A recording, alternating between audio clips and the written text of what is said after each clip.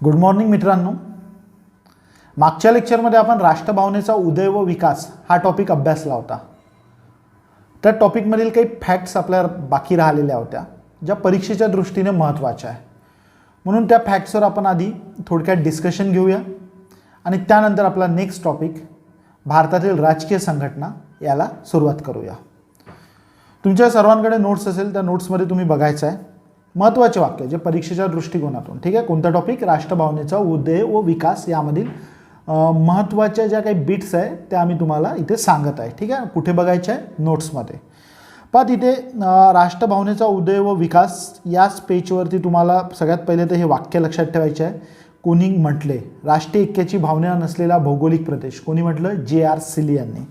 त्याच्यानंतर भारत अस्तित्वात नाही आणि कधीही नव्हता हे जॉन स्ट्रॅची यांनी केम्ब्रिज विद्यापीठातील विद्यार्थ्यांसमोर म्हटलं होतं. जॉन स्ट्रॅचीनेच भाकीत केले होते की भारत कधीही एक राष्ट्र बनणार नाही. ठीक आहे. त्यानंतर एक सिंपल क्वेश्चन आपल्याला इथे विचारला जाऊ शकतो नेक्स्ट स्टेटमेंटवरती की भारतात राष्ट्रवादाचा उदय कधी झाला. तर पहा 19व्या शतकाच्या शेवटी आणि 20व्या शतकाच्या प्रारंभी भारतात राष्ट्रवाद निर्माण झाला. म्हणजेच लक्षात घ्या भारतात राष्ट्रवाद निर्माण होण्यास सुरुवात कधी झाली? 19व्या शतकाच्या शेवटी. आता 19वे शतक म्हणजे कधी? कुठेतरी 1880 नंतर आपण पकडू शकतो. 19व्या शतकाच्या शेवटी म्हणजे काय? 1880 नंतर भारतात राष्ट्रवादास सुरुवात झाली. राष्ट्रवाद निर्माण होण्यास सुरुवात झाली हे तुम्हाला लक्षात ठेवायचं आहे. ठीक आहे. आणि नंतर मग जेव्हा भारतात राष्ट्रवाद निर्माण झाला तर हा राष्ट्रवाद आमच्यामुळेच निर्माण झाला असे श्रेय ब्रिटिशांनी घ्यायला सुरुवात केली. आणि मग त्याच्याशी संदर्भात एक महत्त्वाचं वाक्य तुम्हाला लक्षात ठेवायचं आहे. भारतीय राष्ट्रवाद हे इंग्रज सत्तेचे अपत्य आहे असं म्हटलं कुपलँड याने. ठीक आहे. भारतीय राष्ट्रवाद म्हणजेच इंग्रज सत्तेचे अपत्य म्हणजे राष्ट्रवाद हा निर्माण झाला इंग्रजांमुळेच असं कोणी म्हटलं? कुपलँड याने. ठीक आहे. तर एक J.R. सिली, त्याच्यानंतर जॉन स्ट्रॅची आणि त्याच्यानंतर कुपलँड या तिघांची वाक्य तुम्हाला लक्षात ठेवायची आहे. ठीक आहे. त्यानंतर भारतीय राष्ट्रवादाच्या उदयाला पुढील घटक सहाय्यभूत ठरले हे आपण अभ्यासलं. त्यामध्ये पहा एक महत्त्वाची फॅक्ट्स तुम्हाला इथे दिसते. आधुनिक शिक्षणाचा प्रसार. ठीक आहे. तिथे एक महत्त्वाचं वाक्य तुम्हाला दिसेल.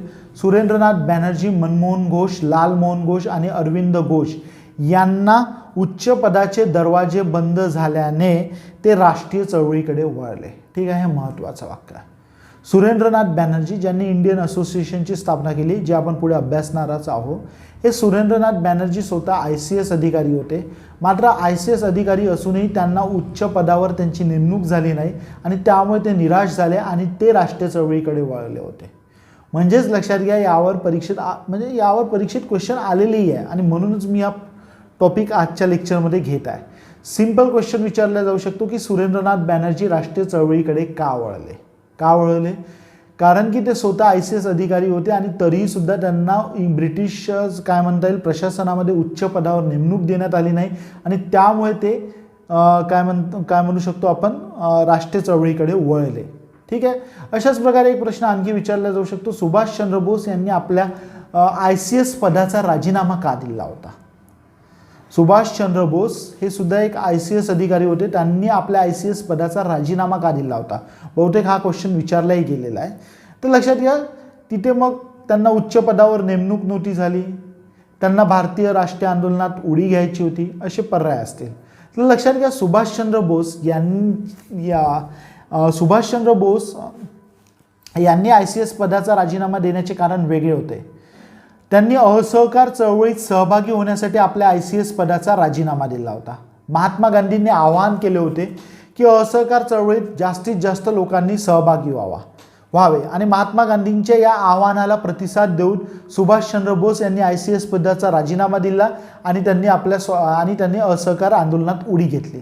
म्हणजेच लक्षात घ्या इथे आपल्याला काय लक्षात ठेवायचं? सुभाषचंद्र बोस यांचे राजीनामा देण्याचे कारण वेगळे होते आणि सुरेशचंद्र बॅनर्जी यांचे राजीनामा देण्याचे कारण वेगळे होते किंवा राष्ट्रीय चळवळीकडे वळण्याचे कारण वेगळे होते.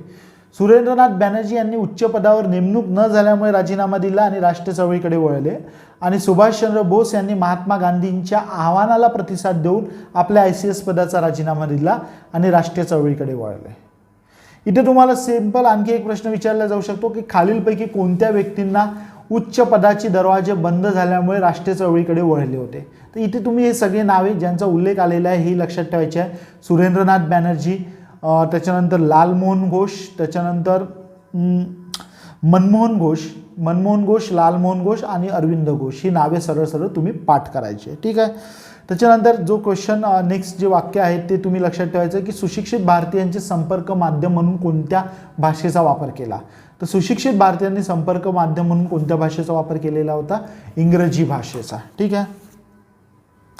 त्यानंतर बाकी इथे एक ऐतिहासिक संशोधनाचा प्रभाव. ठीक आहे. ऐतिहासिक संशोधनामुळे सुद्धा भारतात राष्ट्रवाद निर्माण झाला. तर तो लक्षात घ्या. ऐतिहासिक संशोधनातून काय लक्षात आलं की ऐतिहासिक संशोधनातून हे लक्षात आलं की आपली प्राचीन संस्कृती सुद्धा एक समृद्ध संस्कृती होती. भारत प्राचीन काळात एक समृद्ध प्रदेश होता. एक समृद्ध वारसा आपल्याला प्राचीन काळात होता आणि त्यामुळे आपण कुठेतरी दुय्यम नाही. आपला सुद्धा एक प्राचीन इतिहास होता. तो एक समृद्धतेने कुठेतरी व्यापलेला होता. आपणही प्राचीन काळात एक समृद्ध होतो. ही एक अभिमानाची भावना भारतीयांमध्ये या ऐतिहासिक संशोधनामुळे निर्माण झाली आणि त्यामुळे सुद्धा भारतात राष्ट्रवाद निर्माण झाला. म्हणजे आपणही कुठे कमी नाही, आपणही यांच्या एवढेच कुठेतरी समृद्ध होतं. ही भावना म्हणजे शेवटी काय? राष्ट्रभावना. तर ही राष्ट्रभावना निर्माण झाली कोणामुळे? ऐतिहासिक संशोधनामुळे. मात्र लक्षात घ्या, भारतात जे ऐतिहासिक संशोधन झाले ते ब्रिटिश व्यक्तींच्या पुढाकारामुळेच झाले आणि त्यामध्ये तुम्हाला एक महत्त्वाचं नाव लक्षात ठेवायचं, कनिंगहॅम. ठीक आहे. याआधी आपण बघितलं विल्यम जोन्सचा उल्लेख आलेला होता. विल्यम जोन्स यांनी भारतातील प्राचीन इतिहासाबद्दल संशोधन केलं होतं. आता इथे आणखी एक उल्लेख आलेला आहे कनिंगहॅम यांचा. तर भारतात जे पुरातत्व काय म्हणू आपण त्याला, आर्किओलॉजिकल सर्वे ऑफ इंडियाची जी स्थापना झाली होती ती कनिंगहॅम यांनी केली होती. आर्किओलॉजिकल सर्वे ऑफ इंडियाचे जे संस्थापक होते कनिंगहॅम हे होते. तर कनिंगहॅम हे नाव तुम्हाला इथे लक्षात ठेवायचं आहे. ठीक आहे. त्यानंतर समकालीन युरोपीय चळवळीचा प्रभाव होता. ठीक आहे. या युरोपीय चळवळी कुठल्या होत्या? आयर्लंडमधल्या होत्या, त्याच्यानंतर इटलीमधल्या होत्या, ग्रीसमधल्या होत्या. ठीक आहे. हे तुम्हाला लक्षात ठेवायचं आहे. सुरेंद्रनाथ बॅनर्जी, त्यानंतर तिथे जोसेफ मॅझिनी, गॅरिबाल्डी यांचा उल्लेख आलेला आहे. ठीक आहे. आता जास्त डिटेलमध्ये जाऊ नये, रेग्युलर क्लास लेक्चरसाठी सुद्धा काही बाकी राहू द्या. परीक्षेच्या दृष्टीने जे महत्त्वाचं आहे ते मी तुम्हाला सगळं सांगत आहे. ठीक आहे. तुम्ही स्वतः वाचून ठेवा, आणखी मग मी पुढे एलॅबोरेट करेलच. ठीक आहे. त्याच्यानंतर लॉर्ड लिटन हा एक तुम्हाला व्हाईसरॉय लक्षात ठेवायचा आहे. लॉर्ड लिटनचा जो कालावधी होता 1876 ते 80. ठीक आहे. भारताप्रती अतिशय प्रतिक्रियावादी धोरण याने अवलंबले होते. म्हणजे एक प्रकारे फार द्वेषाचे धोरण भारताप्रती याने अवलंबले होते आणि लॉर्ड लिटनच्या या धोरणामुळे भारतीयांमध्ये असंतोष निर्माण झाला आणि या असंतोषातून पुढे राष्ट्रवाद वाढीस लागला. तर लॉर्ड लिटन यांचे कोणते धोरण प्रतिक्रियावादी होते, कोणते द्वेषपूर्ण होते हे तुम्हाला लक्षात ठेवायचं आहे. त्याने एक वर्नाकुलर प्रेस ॲक्ट पारित केला होता 1878 आणि या 1878च्या वर्नाकुलर प्रेस ॲक्टने भारतीय वृत्तपत्रांवर बंदी आणली होती. ठीक आहे. भारतीय वृत्तपत्रांवर काय म्हणणं आहे, बंदी आणण्याऐवजी भारतीय वृत्तपत्रांचे स्वातंत्र्य हिरावण्याचा प्रयत्न केला होता. कोणत्या ॲक्टने? वर्नाकुलर प्रेस ॲक्ट 1878ने. कोणी पारित केला होता? लॉर्ड लिटन याने. ठीक आहे. लक्षात घ्या मित्रांनो, मी ज्याही फॅक्ट सांगत आहे ना त्यावरती परीक्षेत हमखास क्वेश्चन आलेले आहे. हमखास पूर्णपणे परीक्षाभिमुख माहिती आहे. इथे एकही रुपयाची वायफळ बडबड नाही आहे. ठीक आहे. मी जी बोलतो आहे ते पूर्णपणे परीक्षेशी संबंधित आहे आणि जर तुम्हाला क्रॉस चेक करायचं असेल तर आतापर्यंत आपण जे टॉपिक शिकलो आहे ते टॉपिक एक वेळा तुम्ही वाचा आणि त्यानंतर जे लोकसेवा पब्लिकेशनचं 21,000 क्वेश्चनचं जे पुस्तक आहे त्या पुस्तकामधून ते टॉपिक काढा आणि आलेले क्वेश्चन बघा. ॲटलिस्ट 60% क्वेश्चन तर तुम्ही माझी नुसतं बडबड ऐकली तरी सॉल्व करू शकाल. ठीक आहे. सांगायचं तात्पर्य हेच आहे की मी जे सांगतोय ते फार महत्त्वाचं आहे. जे महत्त्वाचं नाही ते करण्याच्या मागे जाऊ नका. कोणतेही पुस्तकं वाचू नका फालतू, जे कोणत्याही प्रकारे आपल्या परीक्षेशी संबंधित नाही. कंबाईनची प्रिलिम पास होणे ह्या खूप सोपं आहे, खूप सोपं, विश्वास ठेवा माझ्यावर, ठीक आहे. त्या कंबाईनच्या प्रिलिमच्या दृष्टीने आपलं पुढे काय नियोजन आहे याच्यावर मी नंतर बोलेलच, ठीक आहे. मात्र मी जे सांगतोय सध्या ते सर्व महत्त्वाच्या फॅक्ट्स आहे, हे लक्षात घ्या, ठीक आहे. त्यानंतर लॉर्ड लिटन याने कोणते प्रतिक्रियावादी धोरण केले होते हे लक्षात ठेवायचं आहे. एक वर्नाकुलर प्रेस ॲक्ट आपल्याला लक्षात ठेवायचं आहे 1818. त्याचप्रमाणे ICS परीक्षा देण्यासाठी यांनी जे वयोमर्यादा आहे ती कमी केली होती. ICS परीक्षेची वयोमर्यादा 21 वरून 19 केली होती. आता लक्षात घ्या, वयोमर्यादा कमी करत आहे म्हणजेच लक्षात घ्या भारतीय कुठेतरी हे परीक्षा पास होऊ नये हा उद्देश त्यामागे होता आणि त्यामुळे एक प्रकारे भारतीयांना ICSचे दरवाजे बंद करण्याचा हा एक प्रयत्न होता. तर लॉर्ड लिटनने वयोमर्यादा 21 वरून 19 केली होती, हे तुम्हाला लक्षात ठेवायचं आहे. त्याचप्रमाणे दिल्ली 1877मध्ये दुष्काळ पडला असताना सुद्धा त्याने दिल्ली दरबार आयोजित केला आणि या दिल्ली दरबारावर प्रचंड पैसा खर्च केला, ठीक आहे. तर त्यामुळे कुठेतरी एक द्वेष, त्याचप्रमाणे एक पुन्हा लक्षात ठेवायचं, हां ठीक आहे, ह्या 3 बाबी तुम्हाला कोणाबद्दल लक्षात ठेवायच्या, लॉर्ड लिटनच्या प्रतिक्रियावादी धोरणामध्ये लक्षात ठेवायचं आहे. त्याचप्रमाणे एक इल्बर्ट विधेयक जे लॉर्ड रिपन याने पारित केलं होतं. या इल्बर्ट विधेयकानुसार भारतीय न्यायाधीशांना सुद्धा ब्रिटिश व्यक्तींवर खटले चालवण्याचा अधिकार मिळणार होता किंवा सुनावणीचा अधिकार मिळणार होता. म्हणजे याआधी इल्बर्ट विधेयकाच्या आधी काय होतं की ब्रिटिश व्यक्तींवर जर खटले चालवायचे असेल तर न्यायाधीश कोण असेल, ब्रिटिशच असेल. मात्र इल्बर्ट विधेयकाने भारतीय न्यायाधीशांना सुद्धा ब्रिटिश व्यक्तींवरच्या खटल्यांची सुनावणी घेण्याचा अधिकार मिळणार होता. आणि हे इल्बर्ट विधेयक कोणी आणले होते, लॉर्ड रिपन याने आणले होते, ज्याचा कालावधी काय आहे 1880 ते 1884. मात्र या इल्बर्ट विधेयकाला ब्रिटिशांनी विरोध केला आणि शेवटी हे इल्बर्ट विधेयक जे स्वतः व्हाईसरॉयने आणले होते ते पारित होऊ दिले नाही. त्यामुळे स्वतः लॉर्ड रिपन सुद्धा नाराज झाले होते. मात्र जर एखादी बाब, चांगली बाब भारतीयांना देण्याचा प्रयत्न झाला तर ब्रिटिश एकजुटीने त्याला कसा विरोध करतात हे इल्बर्ट विधेयकाच्या विरोधातून भारतीयांच्या लक्षात आले होते. आणि त्यामुळे जर आपल्याला ब्रिटिशांकडून चांगले काही प्राप्त करून घ्यायचे असेल तर आपण सुद्धा संघटित असणे आवश्यक आहे, आपण सुद्धा एक संध असणे आवश्यक आहे, हे भारतीयांच्या लक्षात आले होते, विशेषतः सुरेंद्रनाथ बॅनर्जी यांच्या. आणि त्यामुळे इल्बर्ट विधेयकाची घटना, 1877चा दिल्ली दरबार, यामुळे कुठेतरी भारतीयांना संघटित होण्याची प्रेरणा मिळाली आणि त्यामुळे भारतात राष्ट्रवाद वाढीस लागला आणि त्यामुळे ही भारतातील राष्ट्रवाद वाढीस लागण्याची कारणे होती असं म्हटलं जाते, ठीक आहे. तर इथे जे काही महत्त्वाच्या फॅक्ट्स आहे, इल्बर्ट विधेयक, दिल्ली दरबार कधी झाला, कुठे झाला, त्याच्यानंतर रिपन, त्याच्यानंतर लिटन, त्याच्यानंतर आणखी काही ज्यांचा उल्लेख केलेला आहे, त्या सर्व महत्त्वाच्या फॅक्ट्स परीक्षेच्या दृष्टीने महत्त्वाच्या आहे. त्याच्यावर एक वेगळा प्रश्न म्हणजे त्याला धरून एक स्वतंत्र प्रश्न विचारले जाऊ शकतात आणि म्हणून मी या फॅक्ट्सचा पुन्हा इथे उल्लेख केला, ठीक आहे. यानंतर आपण आपला नेक्स्ट टॉपिक काँग्रेसपूर्व राजकीय संघटना अभ्यासण्यास सुरुवात करूया, ठीक आहे. आता लक्षात घ्या, ब्रिटिश शिक्षणामुळे एक भारतात सुशिक्षित मध्यम वर्ग निर्माण झाला होता. या सुशिक्षित मध्यम वर्गाने आपल्या मागण्या ब्रिटिश सरकारपुढे ठेवण्यास सुरुवात केली. आता आपण याआधी बघितलं होतं की हा सुशिक्षित मध्यम वर्ग ब्रिटिश सत्तेच्या विरोधात नव्हता, ब्रिटिश सत्तेच्या विरोधात नव्हता. ब्रिटिश सत्तेला उलट तो ईश्वरी देणगी मानत होता आणि या वर्गाचा एक असा समज होता की आपल्या ज्या राजकीय मागण्या आहे याची ब्रिटिशांना जाणीवच नाही. जर ब्रिटिश राजसत्तेला आपण याची जाणीव करून दिली तर ते आपल्या या राजकीय मागण्यांप्रती अनुकूल धोरण अवलंबतील आणि आपल्या या राजकीय मागण्या मान्य करतील. आणि मग या भावनेतूनच त्यांनी आपल्या राजकीय मागण्या ब्रिटिश सत्तेपुढे ठेवण्यासाठी राजकीय संघटनांची स्थापना करायला सुरुवात केली.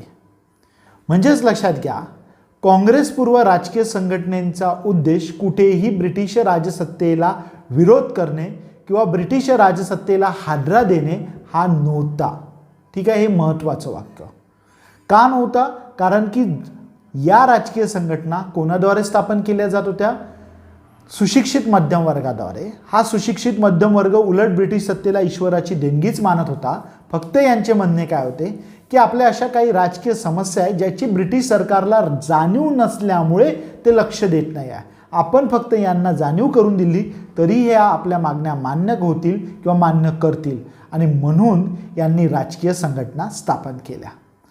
तर अशा प्रकारची राजकीय संघटना स्थापन करणारे म्हणजे अशा प्रकारे राजकीय कार्यास प्रारंभ करणारे जर भारतातील पहिले कोणी व्यक्ती असेल तर ते आहे राजा राममोहन राय.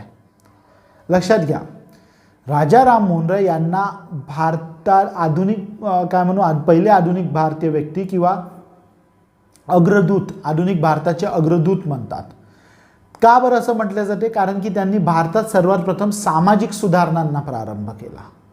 आता इथे दोन शब्दांमधला तुम्हाला फरक लक्षात घ्यायचा आहे. एक सामाजिक सुधारणा आणि दुसरा राजकीय सुधारणा. कन्सेप्च्युअली क्लिअर असणे फार महत्त्वाचं आहे.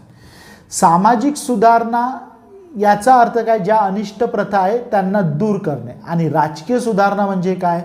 वेगवेगळ्या ज्या काही राजकीय समस्या आहे, सत्तेशी संबंधित ज्या काही समस्या आहे, वेगवेगळ्या काही ज्या राजकीय मागण्या आहेत त्या मान्य करून घेणे म्हणजे काय? राजकीय सुधारणा. उदाहरण म्हणून आपण घेऊ शकतो सतीबंदीचा कायदा करणे म्हणजे काय? सामाजिक सुधारणा. मतदानाचा अधिकार देणे म्हणजे काय? राजकीय सुधारणा. बरोबर आहे. त्याच्यानंतर आपण आणखी घेऊ शकतो विधवा विवाहाचा कायदा म्हणजे काय? सामाजिक सुधारणा. बरोबर आहे. आणि त्याचप्रमाणे कायदे मंडळामध्ये भारतीयांना प्रतिनिधित्व देणे म्हणजे काय?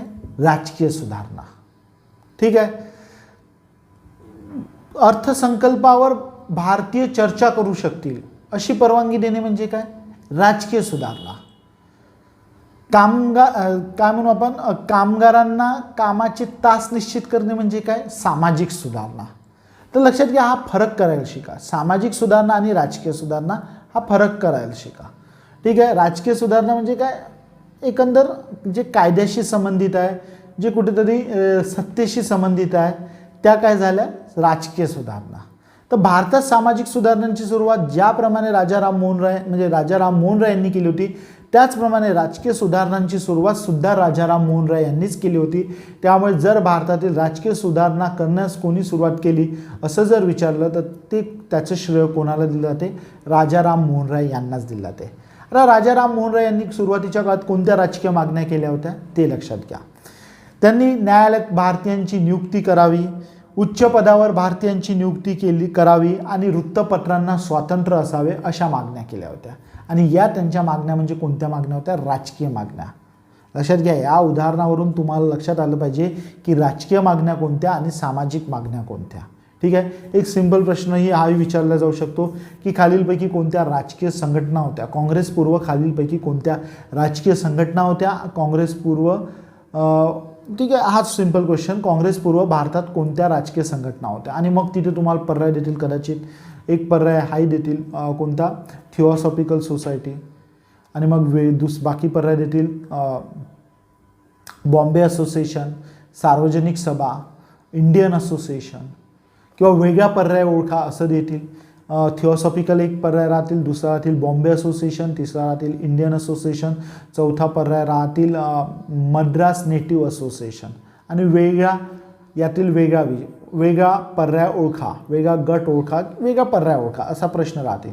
मग तुम्ही असं हे लॉजिक लावाल, कदाचित तुमचं हे लॉजिक कदाचित या प्रश्नामध्ये बरोबर येईल की सगळ्यांच्या नावामध्ये असोसिएशन आहे म्हणून ते एक, आणि थिओसॉफिकल सोसायटीच्या नावामध्ये सोसायटी आहे म्हणून तो वेगळा. ठीक आहे. ठीक आहे, तुमचं ॲन्सर बरोबर आलेला आहे, मात्र तुमचं लॉजिक बरोबर आहे का? नाही. इथे काय लॉजिक लावायला पाहिजे किंवा काय कन्सेप्ट आहे इथे? थिओसॉफिकल सोसायटी ही एक सामाजिक संघटना होती. बाकीच्या ज्यांचा उल्लेख आलेला आहे, पुढे आपण उल्लेख घेणारच आहोत, म्हणजे पुढे त्यांचा उल्लेख येणारच आहे. बाकी ज्या इंडियन असोसिएशन, बॉम्बे असोसिएशन, सार्वजनिक सभा या कोणत्या संघटना होत्या? राजकीय संघटना. ठीक आहे. म्हणजेच लक्षात घ्या, कोणत्या सामाजिक संघटना होत्या, कोणत्या राजकीय संघटना होत्या हे सुद्धा तुम्हाला लक्षात ठेवायचं आहे. कोणते राजकीय कार्य होते, कोणते सामाजिक कार्य होते हे सुद्धा तुम्हाला लक्षात ठेवायचं आहे. जर उदाहरण घेऊ आपण आणखी काँग्रेस ही सामाजिक संघटना होती की राजकीय संघटना? राजकीय संघटना होती. काँग्रेसने जे पूर्ण कार्य केले ते पूर्ण राजकीय कार्य होते. काँग्रेसने सामाजिक कार्य कधीच नाही केले. सुरुवातीच्या काळात तर सामाजिक कार्य करण्यास परवानगीच नव्हती काँग्रेसमध्ये. म्हणजे सांगायचं तात्पर्य हेच की तुम्हाला इथे कन्सेप्च्युअली राजकीय कार्य म्हणजे काय, सामाजिक कार्य म्हणजे काय हे लक्षात ठेवायचं आहे आणि राजकीय संघटना कोणत्या होत्या, सामाजिक संघटना कोणत्या होत्या हा फरकसुद्धा तुम्हाला लक्षात ठेवायचा आहे. ठीक आहे, कारण की यावरती कन्सेप्च्युअली तुम्हाला क्वेश्चन विचारले जाऊ शकतात. तर भारतात राजकीय जी कार्य करण्यास सुरुवात केली ती राजा राम मोहन राय यांनी केली. वृत्तपत्रांचे स्वातंत्र्य, न्यायाधीशात भारतीयांची नियुक्ती आणि त्याचप्रमाणे उच्च पदावर भारतीयांची नियुक्ती यासारख्या राजकीय मागण्या त्यांनी सुरुवातीच्या काळात केल्या. ठीक आहे, त्यानंतर त्यांच्या शिष्यांनीच भारतात पहिली राजकीय संघटना स्थापन केली. तर त्या राजकीय संघटना कशा होत्या, म्हणजे त्या कोणत्या राजकीय संघटना होत्या आणि त्यांची नावे काय होती आणि त्यांचे सुरुवातीचे स्वरूप काय होते हे आता आपण अभ्यासू.